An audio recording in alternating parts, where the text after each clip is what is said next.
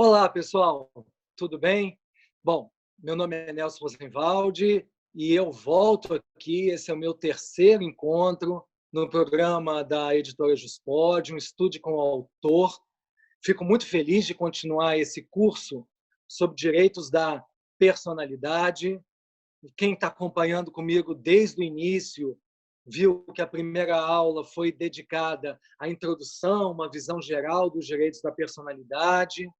A segunda, na terça-feira passada, eu falei a respeito dos direitos da personalidade como absolutos, tanto no sentido negativo da proteção, nosso respeito, estima e consideração, como é que se dá essa proteção em caráter erga omnes, e também a vertente positiva dos direitos da personalidade absolutos, como o direito à promoção da nossa autonomia existencial, para que sejamos autores da nossa biografia, protagonistas da nossa vida. E também, no finzinho da aula passada, delineei aquelas situações de conflitos entre direitos da personalidade, situações de tensões, e como é que resolvemos isso à luz da regra da proporcionalidade e da ponderação de bens. Hoje, a conversa ela segue o fluxo, ou seja, falaremos nesse momento sobre atributo do direito da personalidade, continuando os atributos, como os direitos da personalidade sendo inatos ou originários.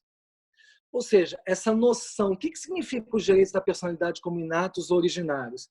Tudo isso aqui é um segmento do meu manual de direito civil, nosso volume único, cujo estudo dos direitos da personalidade começa as folhas 157.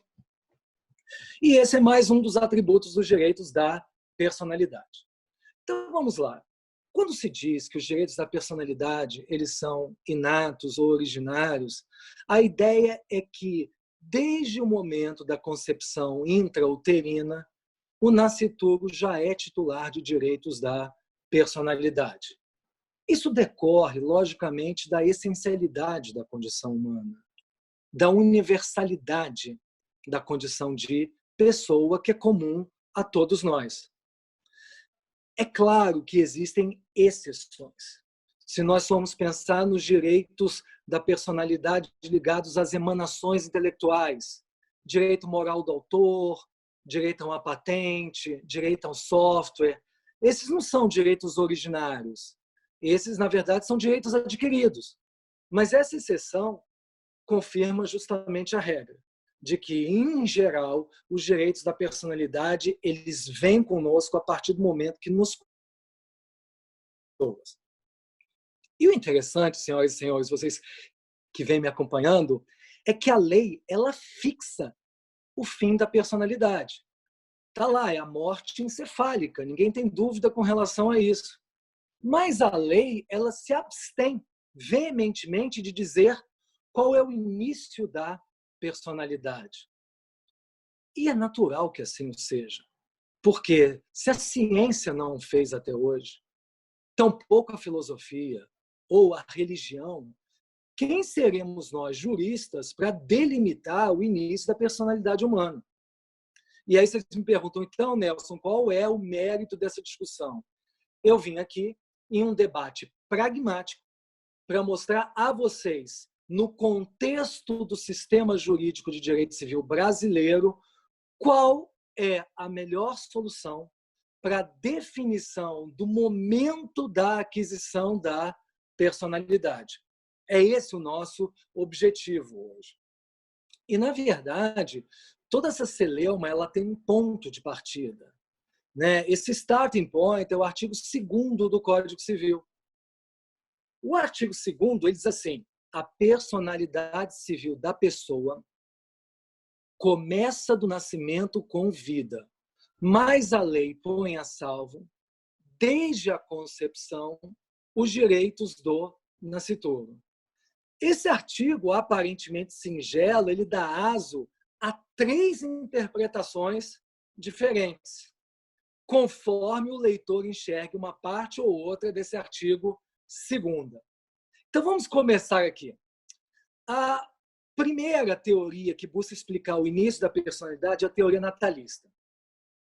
Teoria natalista muito famosa ao tempo do Código Civil de 1916, exaltada por Clóvis Bevilacqua. Ela diz o quê? Que a personalidade só surge no nascimento com vida. Que, enquanto não há o nascimento com vida, pasmem, nós somos apenas parte das vísceras maternas. É pesado ouvir isso em 2020, mas a lógica dessa teoria é que a condição de pessoa só vem do nascimento com vida. E que antes, então, nós seríamos um nada jurídico, coisas, objetos. E é muito difícil justificar essa teoria atualmente, porque como alguém consegue ainda fundamentar a teoria natalista e dizer que o nascituro, expressamente pelo Código Civil, ele é titular de certos direitos. Então, como é que alguém é titular de certos direitos sem ostentar uma condição de pessoa? É por isso que a teoria natalista ela está se esvaziando, naturalmente. A segunda teoria, pessoal, essa não. Vou dizer a vocês que 50% dos civilistas são fãs da segunda teoria. A segunda teoria é a teoria da personalidade condicional. Isso. A teoria da personalidade condicional já é um pouco mais complexa e elaborada. Pela teoria da personalidade condicional, o nascituro ele é pessoa sob condição suspensiva do nascimento com vida. Ou seja, por essa teoria, o nascituro está numa posição de virtualidade. Ou seja, ele tem um direito eventual de se tornar pessoa se lá na frente se materializar aquele evento futuro e incerto do nascimento com vida. Ou seja, segundo os adeptos dessa teoria, como a professora Maria Helena Diniz, enquanto o ser humano está no ventre, ele tem uma personalidade formal. Nasceu com vida, ele passa a ter uma personalidade material. Quais seriam as minhas duas restrições a essa teoria da personalidade condicional? Vocês percebem que ela parte de uma premissa em uma espécie de escala, como se o nascituro fosse meia pessoa e ele nasce com vida e ele se torna pessoa. Ele progressivamente vai se fazendo pessoa. Isso, para mim, é problemático. Por quê? Porque a pessoa é um valor.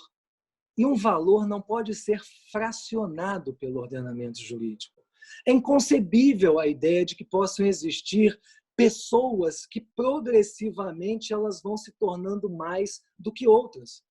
Isso é um código binário, ou se não é pessoa, ou se é pessoa. Esse é um primeiro ponto. E o segundo, que talvez seja mais palpável para vocês, é o seguinte. Vamos supor que o nascituro se desenvolveu no feto, mas por alguma razão o que veio ao mundo foi um natimorto.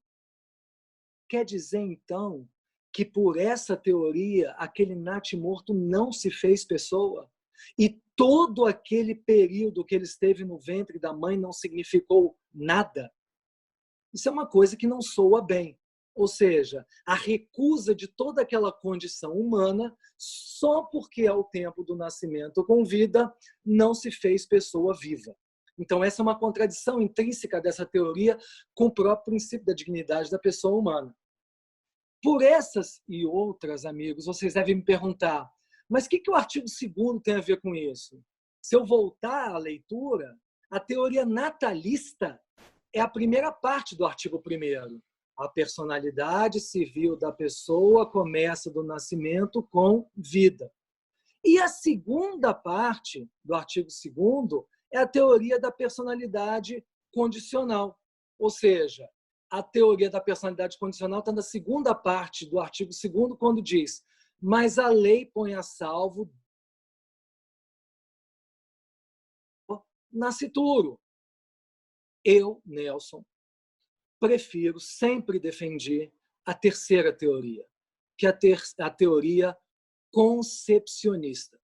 A teoria concepcionista, ela não é a primeira parte, nem tampouco a segunda parte do artigo 2º. Ela é uma interpretação conforme a Constituição do artigo 2º do Código Civil. O que a teoria concepcionista ela propõe é uma incondicional personificação do nascituro. Ou seja, é uma ideia, é a única teoria concepcionista, eu posso dizer isso para vocês de cadeira, é a única teoria que consegue compatibilizar em 2020 os conceitos de personalidade e de capacidade. Personalidade e capacidade, ao contrário do que se pode entender de uma leitura precipitada do Código Civil, não são sinônimos. Poderiam ser numa visão clássica do direito civil. Hoje não, hoje à luz do direito civil constitucional, o conceito de personalidade é um, o conceito de capacidade é outro, e a gente coloca muito isso nesse nosso manual de direito civil. E só pela teoria concepcionista é possível entender isso. Sejamos claros, o que é personalidade hoje em dia? Se alguém perguntar para você o que é personalidade, personalidade se liga aos direitos da personalidade. São os atributos existenciais da pessoa humana. São os atributos intrínsecos de cada um de nós. Esses atributos existenciais, eles surgem no momento da concepção intrauterina. Ao tempo da anidação, da concepção intrauterina, já há uma pessoa titular de direitos da personalidade, independente de qualquer nascimento com vida. Agora, o que é capacidade? Capacidade é outra coisa. Capacidade está ligado, presta atenção, à noção de subjetividade. É a aptidão da pessoa para ser sujeito de direitos patrimoniais. É a aptidão de qualquer um de nós para ser um centro de imputação de direitos e deveres. A capacidade, sim, essa só se adquire no nascimento com vida. Essa aptidão para ser titular de situações subjetivas, reais, obrigacionais, essa só no nascimento com vida. Então, o mérito da teoria concepcionista é mostrar que o nascimento, ele é sim uma condição suspensiva, mas não é condição suspensiva para aquisição de direitos da personalidade. É condição suspensiva para aquisição de situações patrimoniais. Eu talvez deixe isso muito claro a vocês através de singelos exemplos. Exemplo, propriedade. Eu, Nelson, posso doar um imóvel que eu tenho para um nascituro. Só que em que momento ele pode colocar o imóvel no nome dele? No momento que ele nasce com vida, ele pode titularizar aquele bem no registro imobiliário. Estou separando personalidade e capacidade. Herança. Se é o momento em que eu morro, meu filho está na barriga da mãe, ele já é herdeiro, ele já é pessoa. Mas em qual momento ele recolhe essa herança? Só se ele nascer com vida.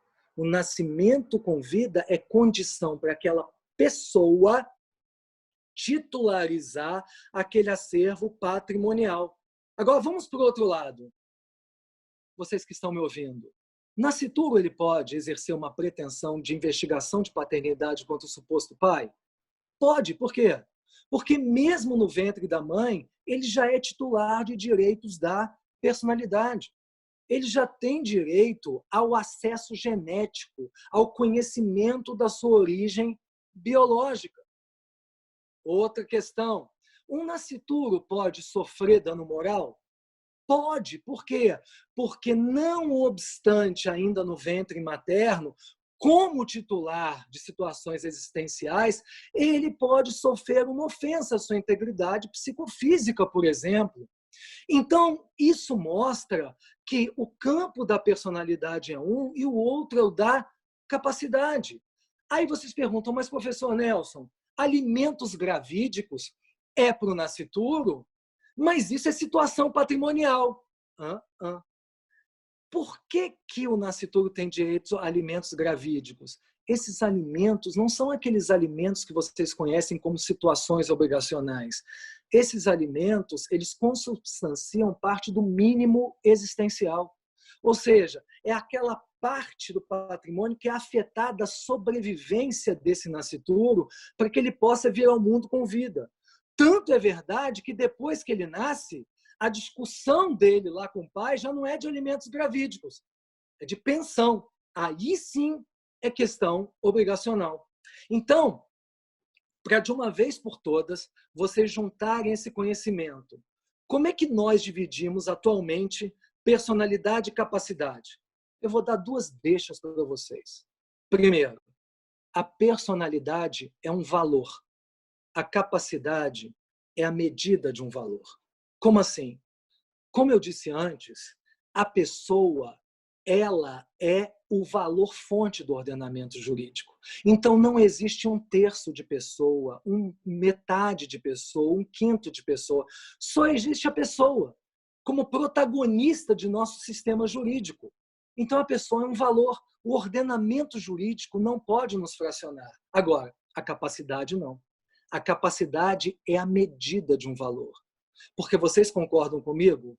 Existem pessoas que são capazes, pessoas que são relativamente incapazes e pessoas que são absolutamente incapazes.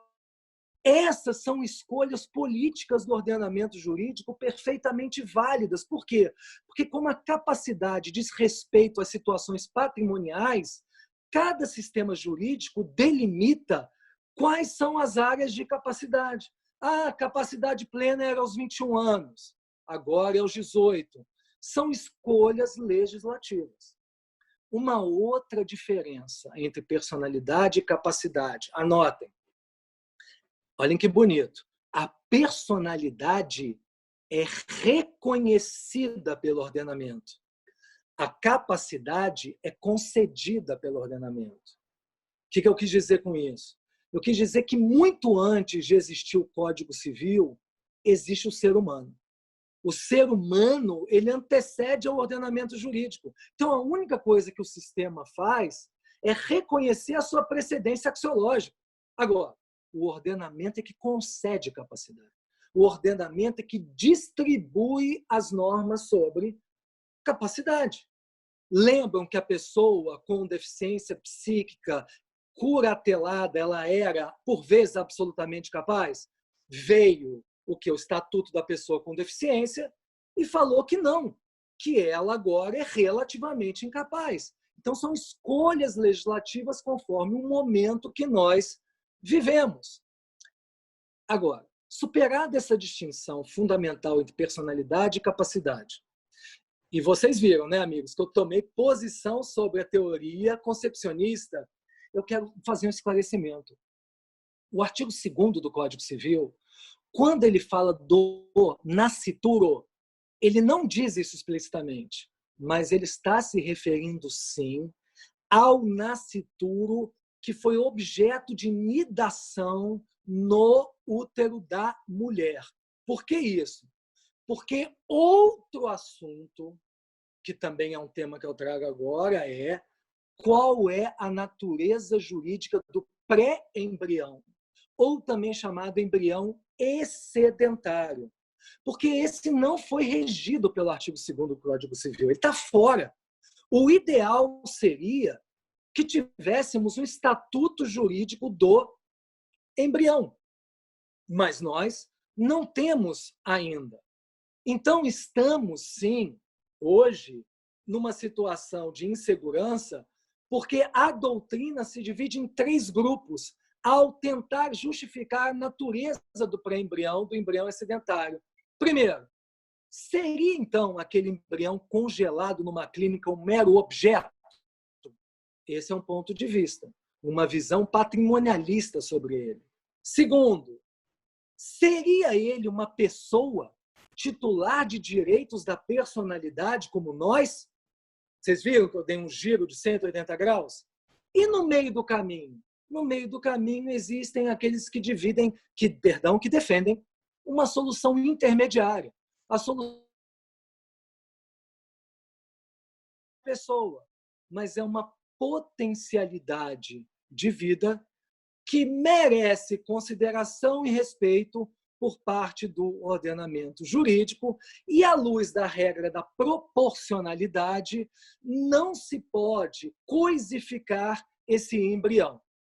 Aí vocês me perguntam, então, aonde que eu colocaria o meu ponto de vista? Eu diria que é nessa teoria intermediária, até mesmo porque o STF já se manifestou sobre essa matéria. Na ADI 3.510, discutiu-se sobre a constitucionalidade do artigo 5º da Lei 11.105, de 2005, lei essa, artigo esse, que permitia o uso de células embrionárias para salvar pessoas que têm doenças, pessoas que têm patologias, o uso dessas células-tronco. E aí, nessa ADI, o que o STF ele entendeu? Ele entendeu o seguinte, que embrião excedentário não é titular de direitos da personalidade. Tem uma frase que eles colocaram ali, que eu me lembro até hoje. A frase é mais ou menos essa: não há pessoa humana embrionária, mas há embrião de pessoa humana. Então, não seria ainda pessoa, mas também que não é coisa. Não se pode utilizar um embrião, mesmo que ele seja inviável, mesmo que ele já esteja estocado há mais de 3 anos, para fazer produto de beleza, para fazer máscara facial. Não. O que entendeu o STF? Que sim, que numa ponderação de bens, aquela potencialidade de vida pode ser utilizada, quando inviável, para salvar outras pessoas. Terapias embrionárias podem ser realizadas no propósito de desenvolver novos métodos para soluções que hoje a ciência não tem para determinadas patologias. Então, isso é para vocês entenderem a questão do pré-embrião. Pois bem, meus prezados, já falamos sobre o nascituro, já falamos a respeito do pré-embrião. Vocês estão até agora concordando comigo com essa noção de que os direitos da personalidade eles são inatos, de que os direitos da personalidade eles nos acompanham em toda a nossa trajetória. E aí vem certos doutrinadores e trazem mais um elemento para a conversa. Eles falam, bacana, os direitos da personalidade eles são inatos e originários. Então, as pessoas jurídicas também ostentariam direitos da personalidade? Pessoas jurídicas também personalidade? Até mesmo quando eu dou aula para os meus alunos do mestrado e do doutorado lá no IDP em Brasília, eu faço essa pergunta, e aí eles falam, sim, tem direitos da personalidade. Eu falo, é mesmo? E da onde você tirou isso? Ah, professor Nelson, tem a súmula 227 do STJ que fala que a pessoa jurídica sofre dano moral. Opa, eu vou entrar nessa súmula 227, mas não é por aí de forma alguma. Então, vamos começar do início. 1. Pessoa jurídica não tem direitos da personalidade. Direitos da personalidade, vocês lembram, desde o meu primeiro encontro, eles emanam do princípio da dignidade da pessoa humana. A dignidade é um atributo inerente ao ser humano e desde que ele foi desenvolvido modernamente na Alemanha pós-guerra, nós sabemos que todos os estudos do princípio da dignidade da pessoa humana se relacionam com a coisificação de 6 milhões de judeus e outras minorias ao longo da Segunda Guerra. Então, nós não podemos pegar um conceito tão nobre quanto da dignidade da pessoa humana e utilizá-lo como se fosse um elixir para abranger uma série de outras figuras. Em verdade, amigas e amigos, a pessoa jurídica é simplesmente uma realidade técnica. Uma belíssima realidade técnica que não possui atributos biopsíquicos. Então, pessoa jurídica não ostenta direitos da personalidade. E aí, vocês voltam à pergunta inicial. Se não ostenta direitos da personalidade, por que uma pessoa jurídica pode pleitear uma reparação por dano moral? Vamos lá. Porque o que a doutrina brasileira desenvolveu foi a tese de que a pessoa jurídica ostenta uma honra objetiva. Essa honra objetiva é a sua credibilidade, é a sua reputação. A pessoa jurídica tem um nome, ela tem uma imagem, a pessoa jurídica, ela tem tudo isso.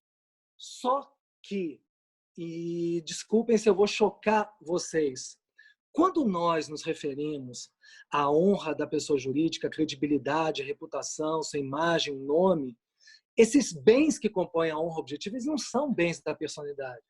Eles são bens patrimoniais. Eles formam o patrimônio intangível, o patrimônio imaterial dessas empresas.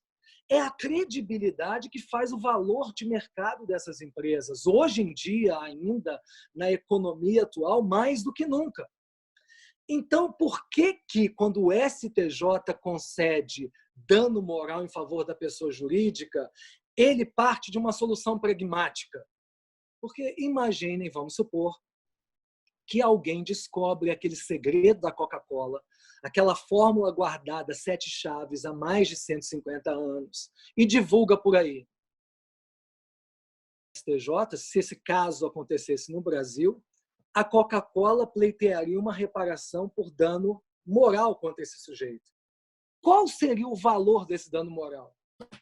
Eu vou dizer uma coisa. Sabe por que o STJ diz que é dano moral? Porque seria impossível se fazer um cálculo do dano patrimonial, do valor intangível desse segredo industrial. Seria impossível. Então, para facilitar, olha o termo que eu utilizei, por razões pragmáticas, converteu-se o que era dano patrimonial num dano moral. Porque no dano moral, desculpem a licença poética, basta o juiz dar uma canetada.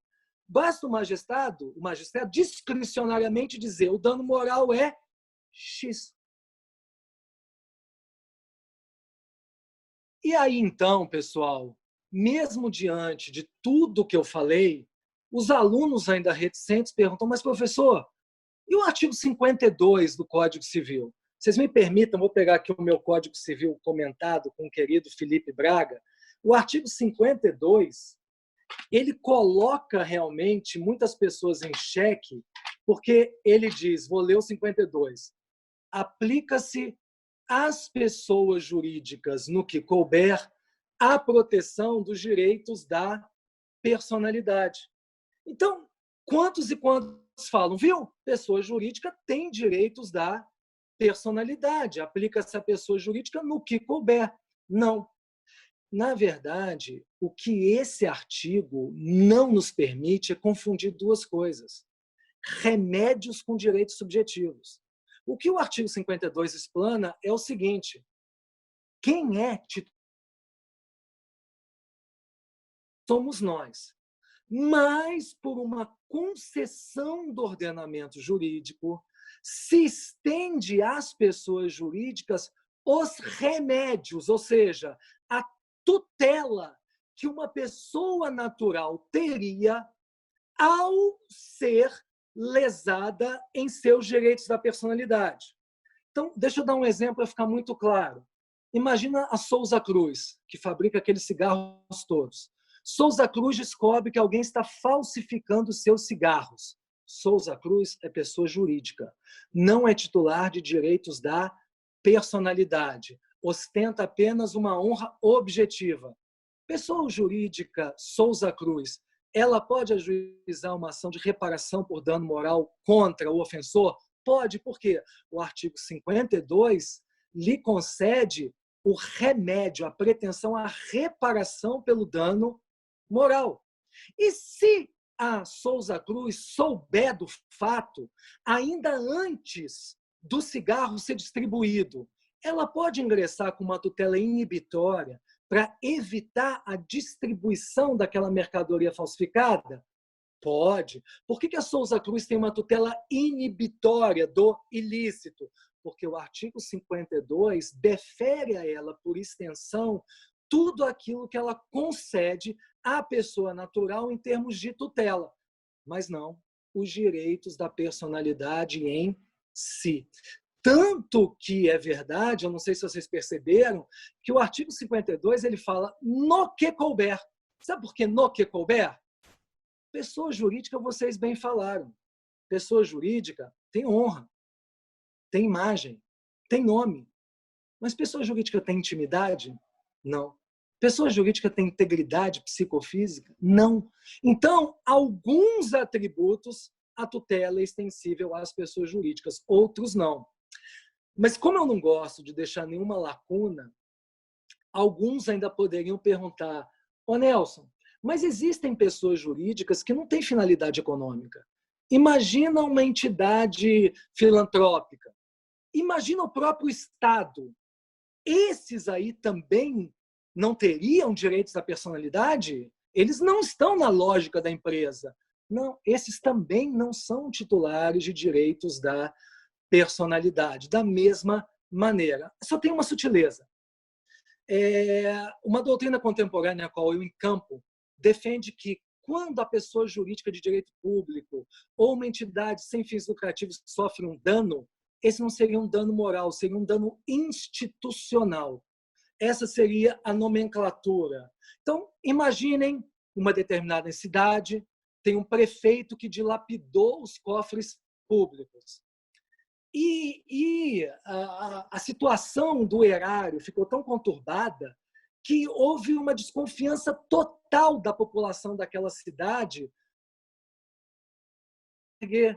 Será que é possível haver o ajuizamento de uma ação por dano institucional contra esse ex-prefeito pelo fato dele ter colocado abaixo a credibilidade daquele município? Essa é uma questão que não quero dar resposta agora, mas, sob o ponto de vista teórico, não seria um dano moral, mas um dano a uma instituição. Aí cai bem essa conceituação. Olha, é interessante, hoje eu comecei conversando com vocês sobre um atributo dos direitos da personalidade, eles sendo inatos, eles sendo originários. Eu falei do nascituro, do pré-embrião e da pessoa jurídica. E o que vocês notaram? Como a passagem do tempo ela é indelével. O nascituro, numa comparação muito singela, ele tem personalidade, mas ele não tem capacidade. A pessoa jurídica, contrariamente, tem capacidade, mas não ostenta personalidade. O pré-embrião, nenhum, nem outro. Mas e eu pergunto para vocês, e a inteligência artificial? A inteligência artificial, ela também seria dotada de direitos da personalidade? Eu quero dizer o seguinte, pode não ser o meu tempo, mas vocês são jovens. E o que vocês vão perceber é que daqui a um futuro, muito próximo talvez, eu não sei quantos anos, vocês vão discutir sobre a personificação eletrônica. Vocês vão discutir sobre a personalidade jurídica da inteligência artificial. Hoje é algo que está no limiar ainda. Ou seja, nós começamos com a ideia do machine learning, com a ideia de que máquinas, elas aprendem, identificam situações, mas ainda tem um ser humano por trás para dar as decisões. Após o machine learning, tem o deep learning, que é uma inteligência ainda mais sofisticada, mais sutil, mas ainda tem a responsabilidade de um de nós ali para dar a decisão final. Mas vai chegar um momento da inteligência artificial. Na inteligência artificial, é a máquina que mapeia os riscos e toma as decisões. Os propósitos delas vão ser autônomos aos nossos propósitos. E aí é esse o momento em que talvez o legislador vai ter que criar uma personificação eletrônica, tornando essas máquinas centros de imputação de direitos e deveres, com patrimônio, e vão existir 1001 discussões patrimoniais, da onde que ela vai tirar dinheiro para indenizar os outros amanhã, se precisaremos de seguros obrigatórios, fundos de compensação, registros para essas máquinas, mas também haverá uma discussão, à medida em que a inteligência artificial se refina, se elas terão direitos da personalidade. O que isso virá. E é claro que, a priori, eu não tomo nenhuma posição, mas vocês também não tomavam nenhuma posição sobre o pré-embrião alguns anos atrás. Isso não era uma realidade até 30 anos atrás. Então, vocês veem como o direito civil coloca todos esses novos desafios. E talvez já existam desafios para hoje. Ou seja, se vocês pensarem em direitos da personalidade, talvez nas projeções da nossa personalidade na internet.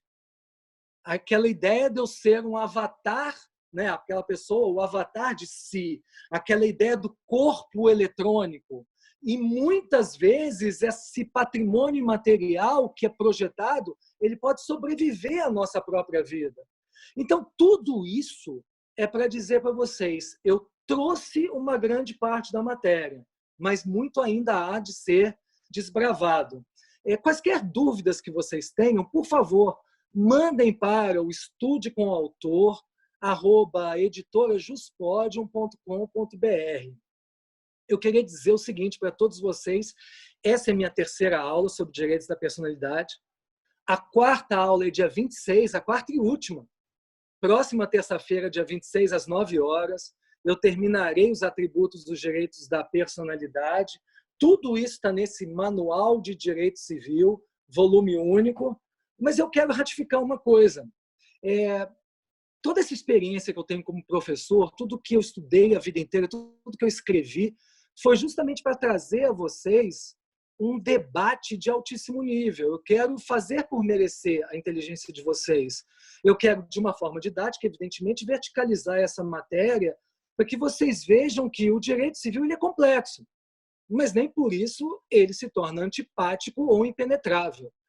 Então, esse foi o meu objetivo. Espero que vocês tenham gostado bastante.